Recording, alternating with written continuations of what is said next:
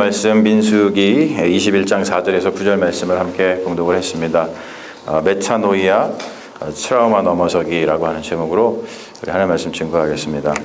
말이 다 좀 어렵죠. 메타노이아도 좀 어렵고 트라우마도 좀 어려운 그런 단어인데요. 이 메타노이아는 이제 헬라어입니다. 헬라어. 우리나라 말로 번역하면은 이제 회개라고 하는 뜻이죠. repentance라고 하는 그런 뜻입니다.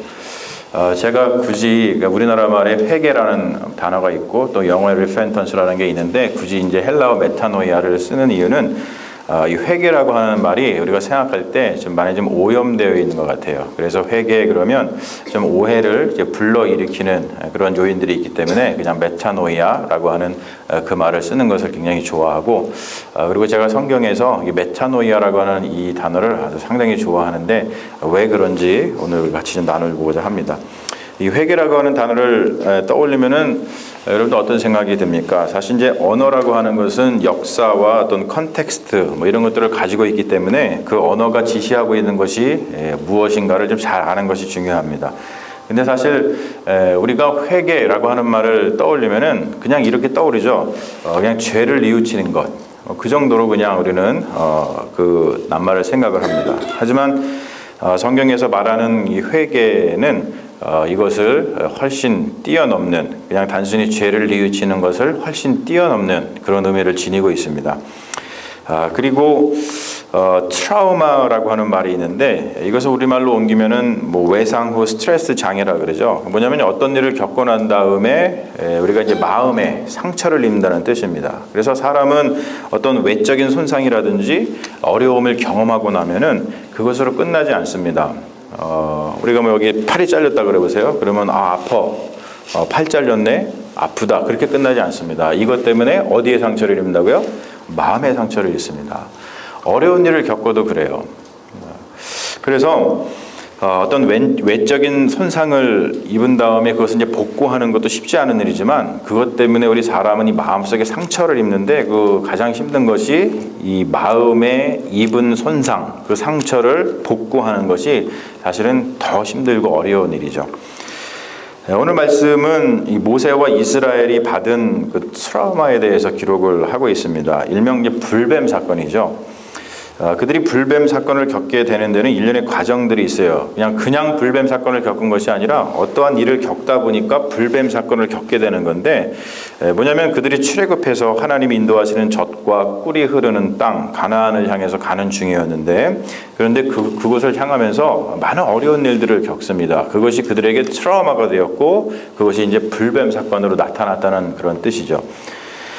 불뱀 사건이 일어나기 전에 그들이 겪은 4가지 사건이 있는데 보면은 그렇습니다. 첫 번째 제가 보면 미리암의 죽음이 있죠.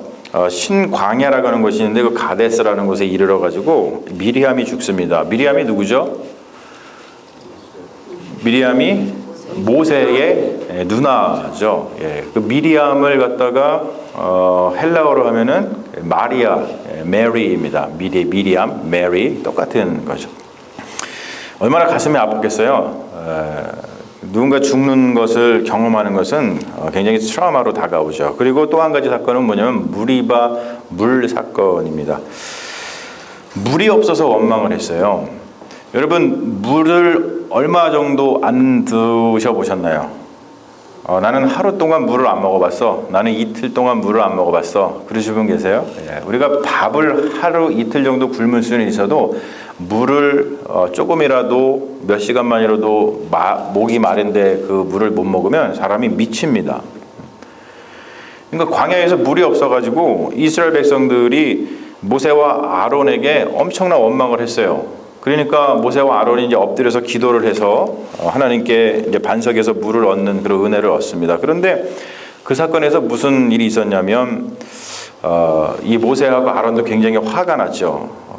맨날 뭐 무슨 일만 있으면은 그냥 백성들이 들고 일어나가지고 막 죽이네 살리네 막 그러니까 얼마나 힘들었겠어요. 그러니까 사실은 하나님께서 반석을 명하여서 물을 내라라고 말씀을 하셨는데 모세가 지팡이를 들어서 우리가 너희를 위하여 이 반석에서 물을 내랴라고 하면서 반석을 2번 쾅 찢습니다. 근데 이게 왜 사건이 되냐면 여러분 이것 때문에 모세와 아론이 가나안 땅에 들어가지 못하게 돼요. 굉장한 트라우마죠. 모세와 아론이 그것을 향해서 나아갔잖아요. 가나안 땅에 들어가는 게 삶의 목적이었는데 그것을 못하게 됐다는 것 때문에 엄청난 트라우마로 다가왔습니다. 그리고 세 번째는 뭐냐면 홍해로부터 이제 다메섹에 이르는 왕의 길이라는 게 있습니다. 근데 그것을 통과하지 못하게 됐다는 거예요. 제가 지도를 하나 좀 갖고 왔는데 그 왕의 길이라는 게 뭔지 한번 보여드릴게요. 지도가 보이시죠? 이게 대충 뭐 좀 흐릿하긴 합니다만 이게 이스라엘의 이제 지도인데 여기 지금 빨간 길이 보이시죠? 빨간 길. 저게 왕의 대로입니다.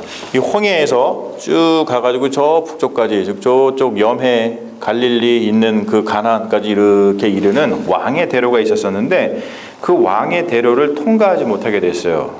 왜냐하면 저 왕의 대로를 지키고 있었던 나라가 어디냐면 에돔이라고 하는 나라입니다. 여러분 에돔이 누구의 자손들로 이루어진 나라죠? 에서. 자, 이스라엘은 야곱의 자손이고요. 그리고 에서는 야곱의 쌍둥이 형인 에돔이 이루어서 만든 나라가 뭐냐면 그 자손이 이룬 나라가 뭐냐면 에돔입니다. 그러니까 에서 에돔 이렇게 에자로 이용해가지고 기억을 하시면 굉장히 편한데요. 에돔, 그러니까 자기 형제 나라니까 가서 정중하게 부탁을 했습니다. 지금 우리가 이러한 고난 가운데 있고 지금 광야에서 가나안 땅 가기 위해서 가려면은 여기를 통과하는 것이 정말로 좋으니까 가서 정중하게 우리가 아무것도 건들지 않고서 그냥 왕의 대로만 통과해야 할 테니까 그 길을 통과하게 해주세요라고 해서 정중하게 부탁을 했습니다. 그러면은 에돔이 그렇군요. 뭐 우리 형제 나라니까 이렇게 가십시오라고 얘기할 줄 알았는데 이런지하에 거절을 당합니다. 여러분 누군가에게 거절을 당할 때 오는 스트레스 그 외상 장애는 굉장히 크죠. 트라우마는 굉장히 큽니다. 그리고 마지막으로 어떤 일이 있었냐면 아론의 죽음이 있었어요. 아론의 죽음. 호르산이라는 곳에 이르러가지고 우리가 잘 알다시피 초대 대제사장이었고 모세의 평생 동역자였던 친형인 아론이 죽습니다. 얼마나 상심이 컸겠어요. 얼마나 상심이 큰지 옛날에 조선시대에는 부모님이 돌아가시고 나면은 상심이 커가지고 몇 년 동안 애도했어요? 3년 동안 애도했습니다. 그만큼 어떠한 죽음을 경험하고 났을 때 빠져나오는 것이 쉽지 않았다는 거예요. 옛날에는 특히나 아버지, 어머니가 거의 뭐 신적인 존재였는데 얼마나 심했겠어요. 근데 이스라엘 백성에게도 그런 일이 발생했습니다. 아론, 지도자, 자신들이 죄를 지으면 가서 용서를 받던 그 지도자 아론이 죽었습니다. 그래서 성경에 뭐라고 기록하냐면 30일 동안 애곡했다라는 말이 나옵니다. 모세와 이스라엘이 트라우마를 안고서 호르산에서 출발해가지고 홍해길을 따라서 이제 에돔 땅을 우회해가지고, 그러니까 왕의 대로를 가지 못하니까 우회해서 가고자 했는데, 그러다 보니까 길이 너무나 험해서 그것 때문에 백성들의 마음이 상했습니다. 그래서 백성들이 또 다시 하나님하고 모세에게 극심한 원망을 하기 시작을 했어요. 그들은 이미 마음이 상했고 지쳐 있었습니다. 계속적인 실패 그리고 죽음의 경험으로 인해서 고개가 숙여진 상황이었죠.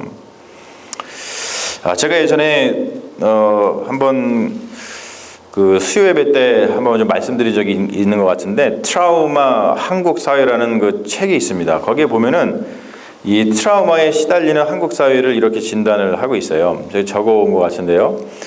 한국 사회가 어떤 트라우마에 시달리냐면 첫 번째 우월감 트라우마에 시달린다 그래요. 그게 뭐냐면 사람 대접을 못 받을까봐 외향적인 것에 치중을 하는 사회라는 거예요. 엄청납니다. 여러분 미국에서는 잘 못 느끼실 수 있어요. 여러분 미국에서 뭐 세이프웨이라든지 이런 장 보러 가실 때 어떤 옷 입고 가세요? 그냥 아무거나 입고 가요. 아무거나. 근데 한국에서는요 마을에 있는 슈퍼마켓 갈 때도 풀 메이크업하고 간다 그래요. 스레빠 질질 끌고 가면은 사람들이 쳐다보고 얕본다 그래요. 무시한다 그래요. 그 얼마나 피곤합니까? 두 번째 한국 사회가 겪고 있는 트라우마는 뭐냐면 분단 트라우마입니다. 빨갱이 전략이죠. 어떤 일만 있으면 무조건 빨갱이라 그러는 거예요. 그냥. 그러다 보니까 어떤 모략에 걸릴지 몰라서 두려워합니다. 사람들이. 야, 내가 이걸 하면은 또 나를 빨갱이라 그러면 어떡하지? 세 번째 뭐냐면 변방 트라우마입니다. 굉장히 이것도 심해요. 뭐냐면 권력의 이익으로부터 소외돼 가지고 내가 좀 차별받을까 봐. 내가 차별받으면 어떡하지? 그런 것 때문에 몸살이면서 사는 사회, 한국 사회라고 합니다. 여기에 더해서 세대별 트라우마가 있는데 1940년, 50년, 이제 뭐 30년생도 계시지만 거기에는 분석이 없습니다. 40년, 50년생들은 어떤 트라우마를 겪고 있냐면 그 좌절 트라우마. 여러분 뭐 국제시장이라고 하는 그 영화를 보셔서 아시겠지만 뭐냐면 너는 이 아버지처럼 살지 마라. 그래서 좌절을 갖고 사는 그런 트라우마, 이 세대는. 그리고 1960년대생, 60년대생 많이 있으시죠? 뭐냐면 미완성 트라우마를 겪는다 그래요. 내 욕심만 쫓다가 뭔가를 이루긴 했는데 뭔가 2% 빠뜨렸다는 거예요. 그게 뭐냐면 민주와 정의를 오히려 후퇴시켰다는 거예요. 그리고 세 번째, 1970년대생 접니다. 뭐냐면 혼돈 트라우마인데요. 이때가 세계화 시대죠. 우리가 알다시피 제가 이제 대학을 졸업할 때쯤 해가지고 뭐가 있었냐면 1997년도에 그 IMF 사태가 발생을 했습니다. 그때부터 어떤 일이 발생했냐면 신자유주의라고 해가지고 모든 것을 다 돈으로 환산하는 그런 가치, 세계, 그것이 들어왔어요. 그래서 그러한 경제 체제 내에서 내 개인의 꿈은 실현될 수 없는 것이 돼버렸어요. 그리고 1980년대생 여기 있으신가요? 없으신가 모르겠네.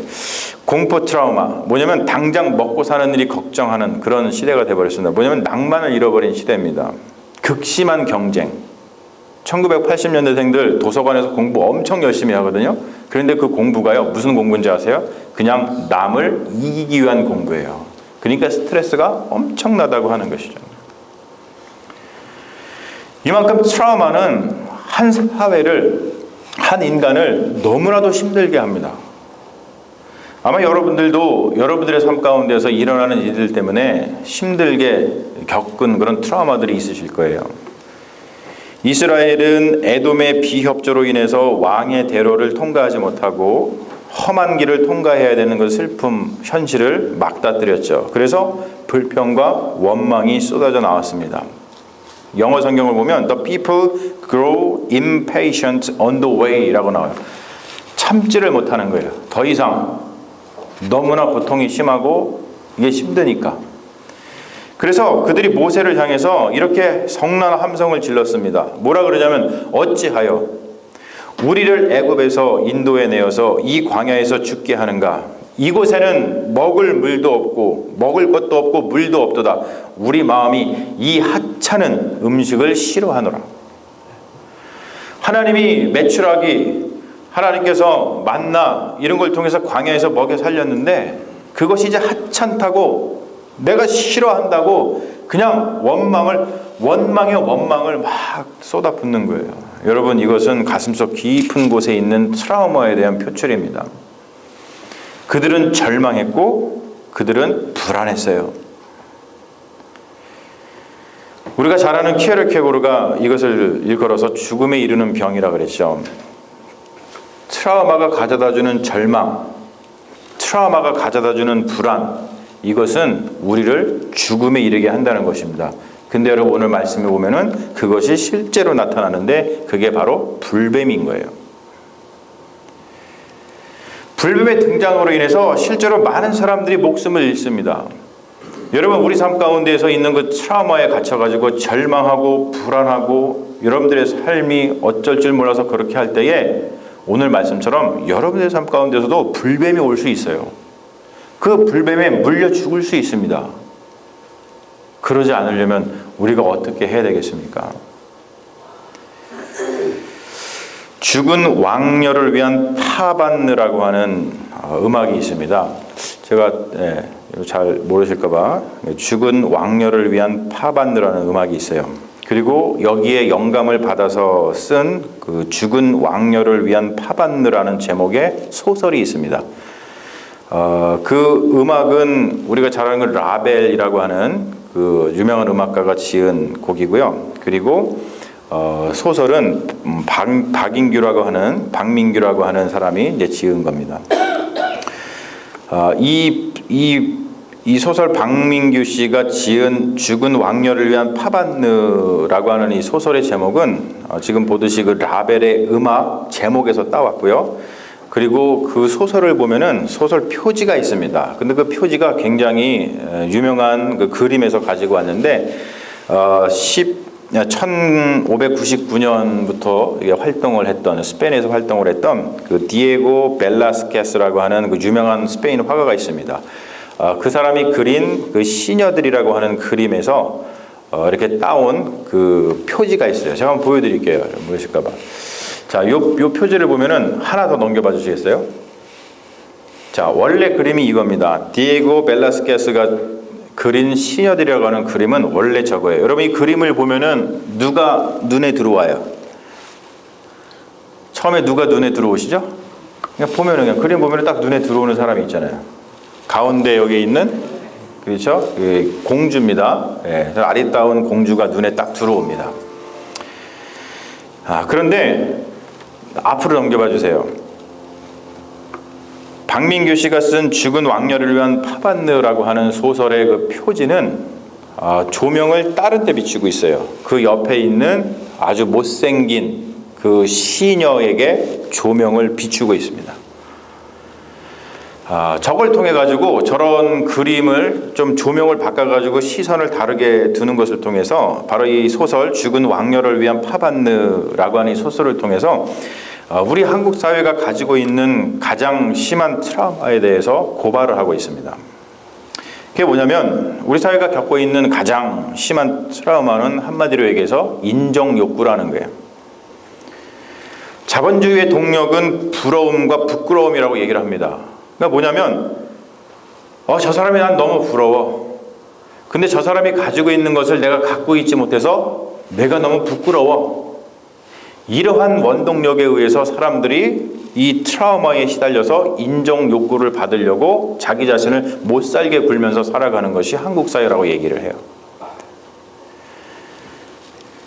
자본주의 사회에서 살고 있는 우리들은 부끄러움과 부러움, 그 속에서 남에게 인정받으려고 하는 욕구로 인해서 트라우마에 시달리고 있다는 것이죠. 여러분, 인정받지 못한 자, 사회의 낙오자로 여기게 돼서 도태가 되고 목숨을 잃습니다. 제가 어느 기사에서 보니까 한국 사회의 20대 사망 원인의 제1순위가 뭐냐면 자살이에요. 자기가 사회에 적응을 못하는 거예요. 인정을 받으려고 뭔가를 했는데 인정을 받지 못하고, 나는 이거밖에 안 되나? 남이 부럽고 내 자신이 부끄러워서 세상을 살아갈 힘을 잃어버려서 20대 그 꽃다운 나이의 청년들이 자살한다는 거예요. 20대가 죽는데 가장 큰 원인이 사고도 아니고 병도 아니고 자살이라는 거예요. 그리고 하루 평균 한국에서 40명이 자살을 한다고 합니다. 하루 평균. 여러분, 40명이면 어느 정도 되는지 아세요? 지금 여기 앉아 있는 분들이 하루에 한꺼번에 다 없어지는 거예요. 근데 여러분, 이것을 1년으로 계산하면은 몇 명인지 아세요? 14,000명 정도가 됩니다. 대단하죠. 이루 말할 수가 없어요. 그런 트라우마에 시달리면서 사람들이 죽어간다는 거예요. 불법의 등장으로 인해서 수많은 사람들이 죽어나갈 때 이스라엘에게 필요한 것은 메타노이아였다는 것이죠. 메타노이아는 죄에 대해서 단순히 용서를 갈구하는 마음이 아닙니다. 여러분, 죄 지은 것에 대해서 단순히 용서를 갈구하면 뭐 하겠습니까? 죄 짓고 난 다음에 제가 잘못했어요, 저를 용서해 주세요. 그럼 뭐예요? 다음에 또 똑같은 죄를 짓게 될 텐데요.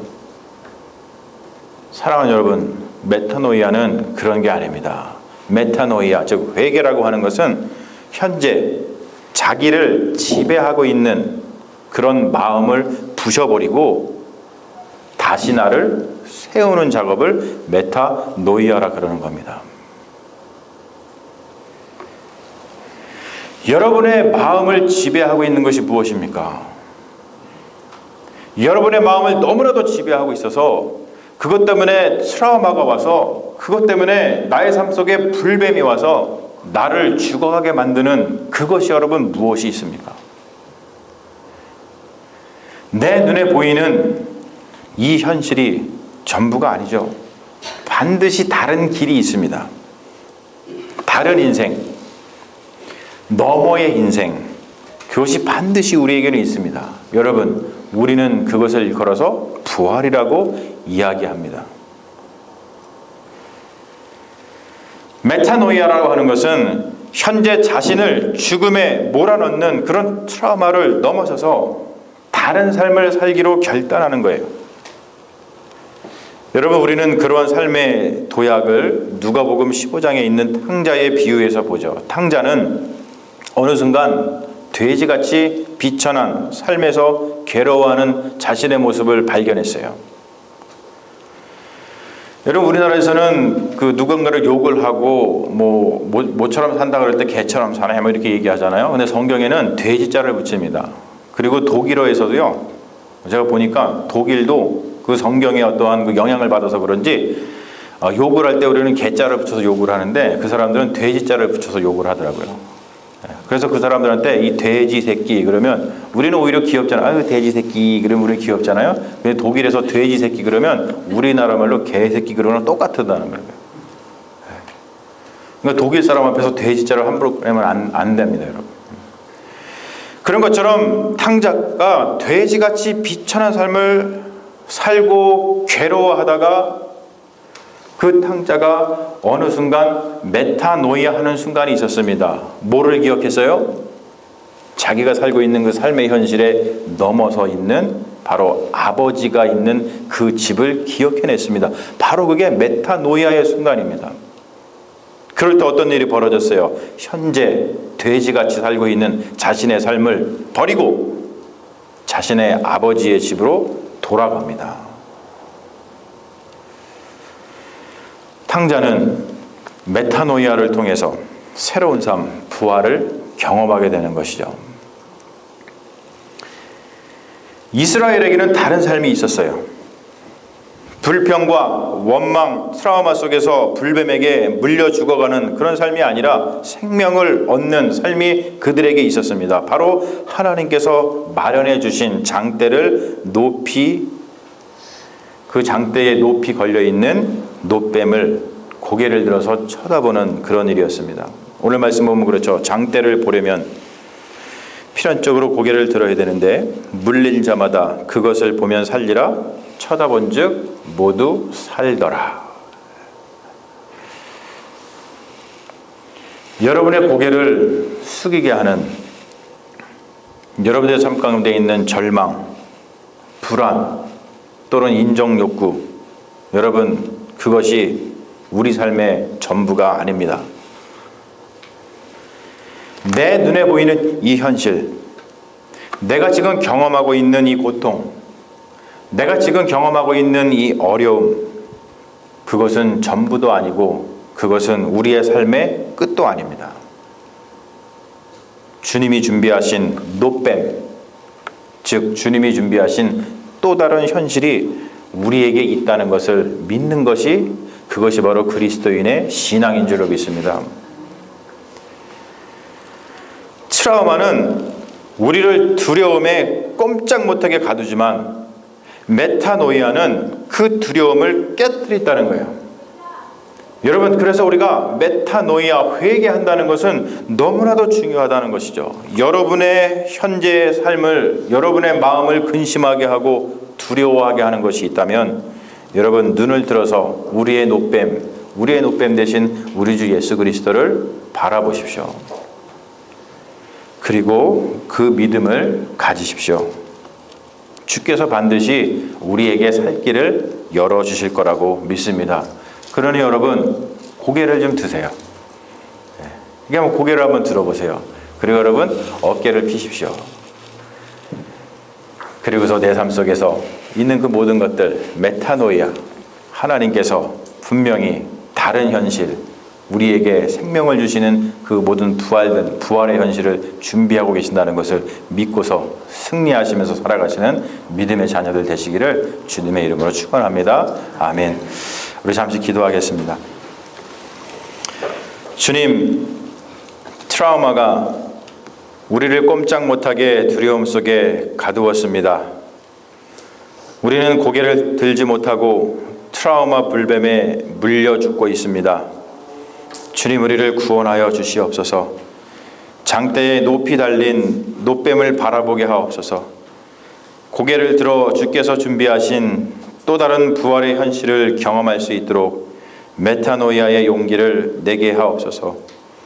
우리를 죽음으로 몰아넣는 각종 트라우마를 물리치고 다른 삶을 살기로 결단하오니 주님께서 준비하신 생명의 길을 보여주옵소서.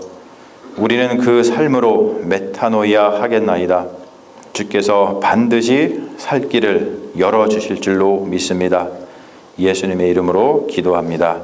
아멘.